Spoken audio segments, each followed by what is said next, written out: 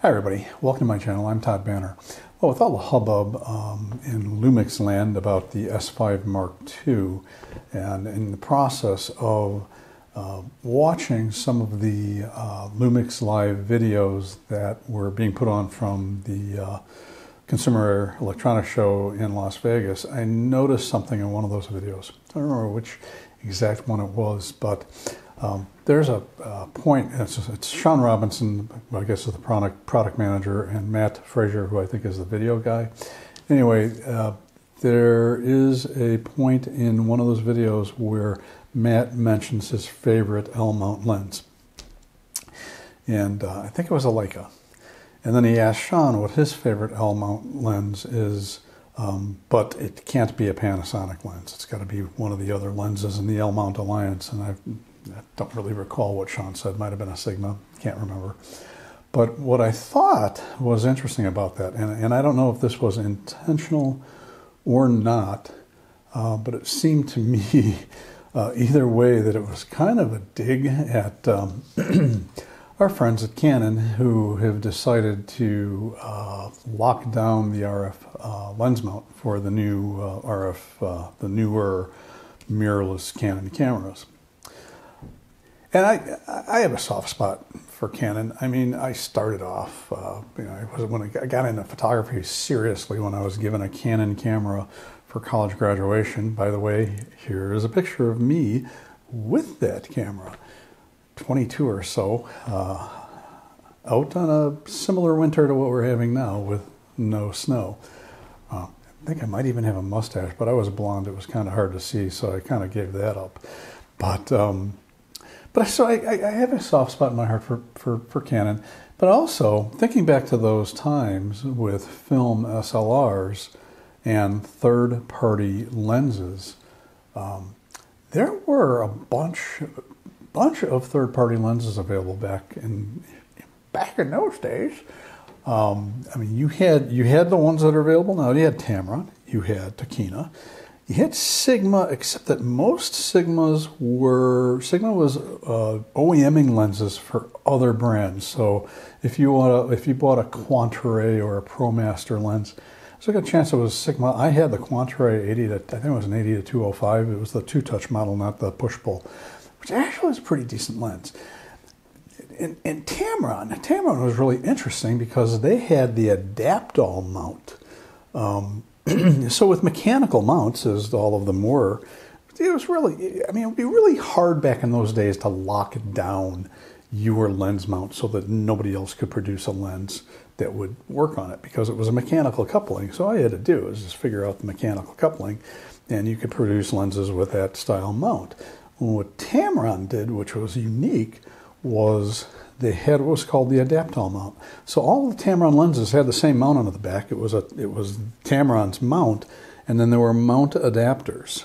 And depending on what camera system you used, if it was Canon, Nikon, Olympus, you could get the proper adapter to get that lens to work on your particular brand of camera. I think they even had a K-mount adapter, probably. K-mount was sort of similar to the L-mount in that several camera manufacturers used K-mount lenses. Pentax, pretty sure Konica and Ricoh probably used K-mount lenses.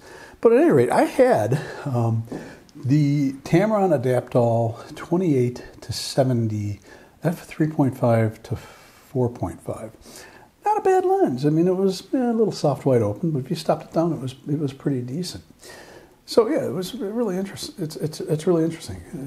Another brand I forgot, Vivitar. Vivitar, I don't know who made Vivitars. I mean, Vivitar was just kind of a marketing company. But Vivitar Series 1 lenses back in those days were pretty decent. So anyway, let me fast forward to now.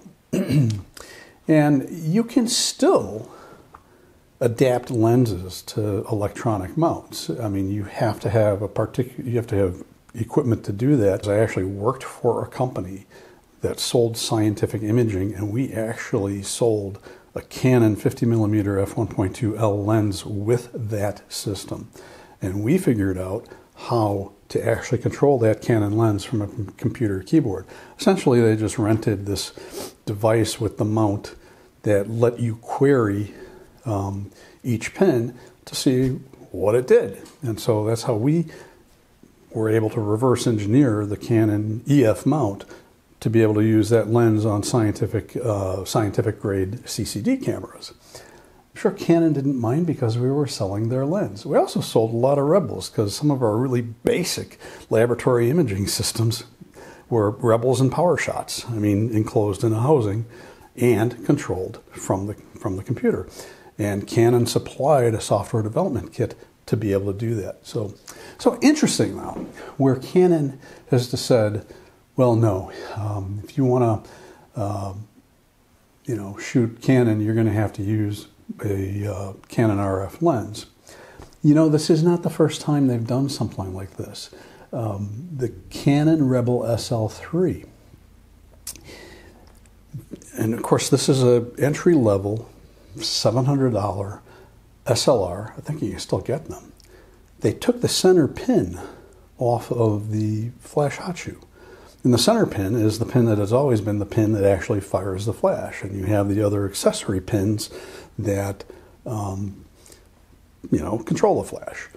Well, they evidently started controlling their flashes using the other pins, and in addition, were firing the flash using the other pin. So they took that pin off, which meant if you wanted to use a flash with a Canon SL3, you had to buy a Canon flash.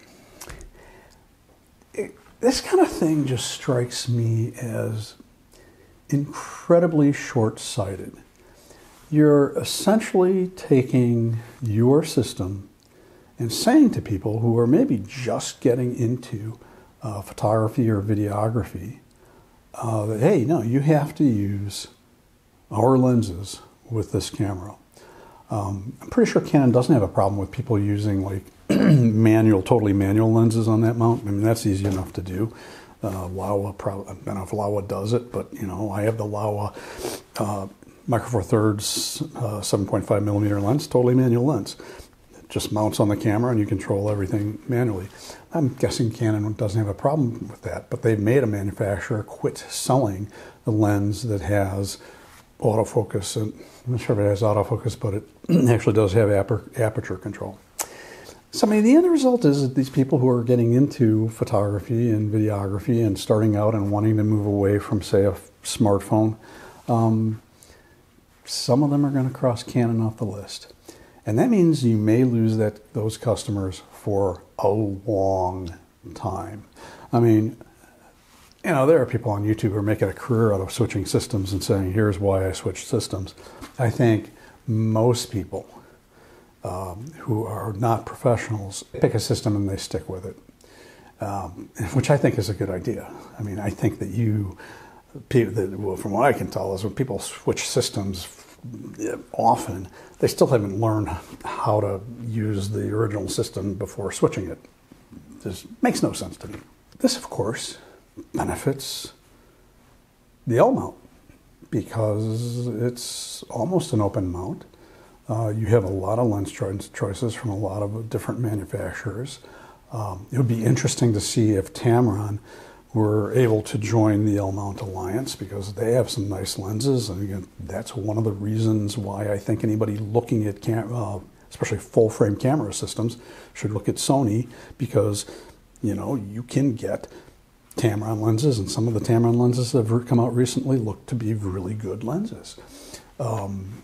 My guess is that maybe Sigma has a veto power over other lens manufacturers coming into the L-Mount Alliance, perhaps. Maybe not. I don't know for sure, but it seems like it might be a logical thing.